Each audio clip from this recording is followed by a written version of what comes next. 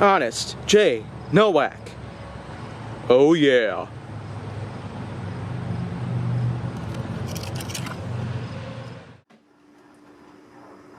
A pleasure to meet y'all at last, and welcome back to Honest J Nowak. So I feel like that by now, you probably will be wondering just how many shirts am I probably going to be going through when I'm recording all of my episodes. Well, it's just as simple as me saying that I can probably record many episodes at a time with the same shirt on. And I could simply just use all of these episodes, well, to simply have them all together, but not as one. I have them all separate pieces, because they are in fact separate episodes, no matter what kind of shirt of mine I'm using. And now I got this one on here, which has some damage to it. This is probably just one of those shirts where I probably wouldn't really use it for too long, but now I've got some other things on my mind though. Because what I'm going to talk about today is CPR, chest compression. Because it's simply quite a big thing out there that people can learn about to save others' lives, especially when it comes to lifeguard training, or when it comes to, well, rapid response. In terms of how some people are not usually breathing properly, or if they cannot breathe if they're unconscious, or if they have something stuck within their respiratory system. Of course, you could have things out there like chest compression to at least try to revive them the best way you could probably do so. Chest compression is a really big thing out there nowadays. We're always trying to find out the best way that we could be able to learn it and take it into effect. Because if someone out there is not breathing, then someone out there should be capable of performing this tool out there. And this would in fact be able to guarantee bringing the subject back to life.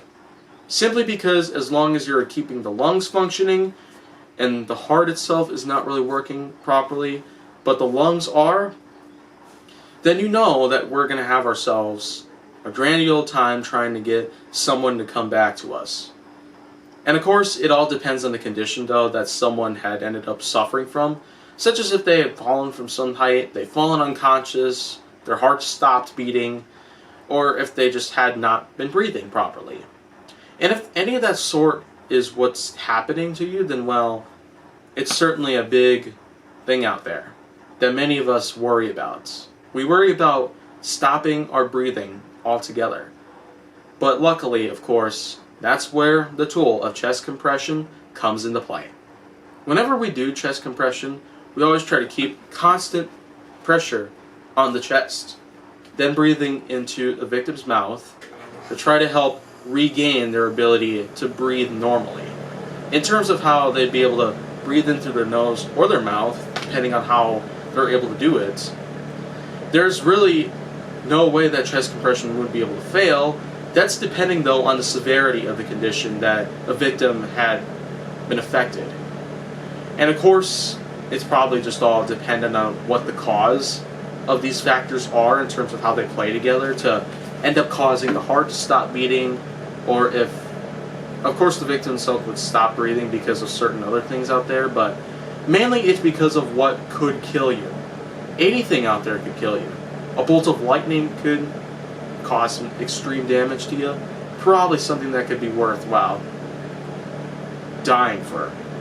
So, I mean, it's just something out there that we really like to keep on hand. As long as we know how chest compression works super well, then well, we would be able to at least try to save someone's life, depending on what the victim is suffering from. And who could ever forget that whenever you try and do chest compression, a Bee Gees song would certainly be something that you'd have listening to. Basically, just simply follow the beat by pressing on the chest. And of course, it's actually that simple. We've gotten lots of things out there that do relate to a Bee Gees song playing during chest compression, but there's a lot of things out there I could probably do that follows a similar rhythm, and which it's something out there that I'd really like to know about.